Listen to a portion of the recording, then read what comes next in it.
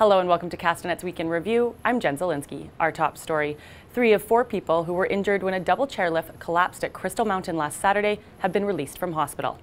The BC Safety Commission is still investigating why the chairlift failed. They have released some preliminary findings. Preliminary findings indicate that a swinging chair struck a tower, causing a full derailment. A non-functioning tensioning system was also discovered and is being considered as a possible contributing factor to the incident. The mountain's operating license has been suspended pending this investigation. 3 of the victims from the incident were ski patrollers, while the 4th person was taking lessons. Mountain operators hope they'll be able to reopen next Thursday. The murder trial for Taylor Van Diest is expected to start at the end of the month, but family members are already at the Kelowna courthouse. They say they'll be there every day, even during the pre-trial for the accused 28-year-old Matthew Forster. It's been a long process, yes. There are things that we want to address in the future as well, which I'm not in the liberty to say right now. It's been painful, been hard on the family, but like I said, we'll just carry on. We have to.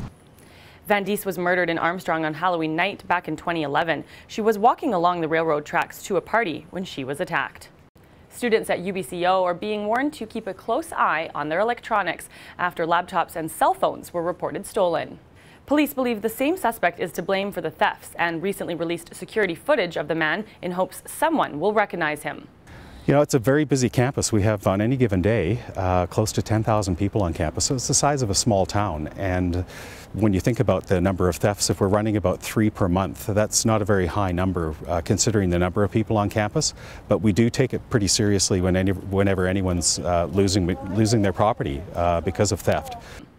It's unclear if the suspect is a student at UBCO, but police are not ruling out the possibility. Over 30 people will be out of work at the end of June after Ashland Performance Materials announced it will be shutting its doors. The company manufactures saturated polyester resin and gel coats. It claims several factors have contributed to the decision, including the downturn in the economy and the closing of the Kelowna Pacific Railway last summer. Well, a lot of guys are kind of in a daze right now. They haven't really assessed what they want to do. Some are considering maybe options of going up north. They can't see anything locally, you know, especially with the market the way it is, and plus they're in manufacturing and that's decreased in the valley. Those employed at the Lake Country plant will most likely be leaving the Okanagan to find work.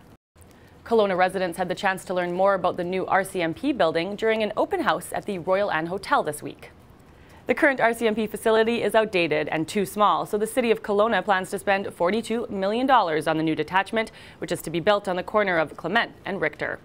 We're getting different feedbacks from the community. Some people are opposed to the alternative approval process in making a decision on the borrowing. And then we have some feedbacks questioning whether we really need to build a building at this time. Municipal voters have until March 28th to object. The project will proceed if fewer than 10% of electors object. Well, that wraps up Castanet's Weekend Review. I'm Jen Zielinski. Thanks for watching.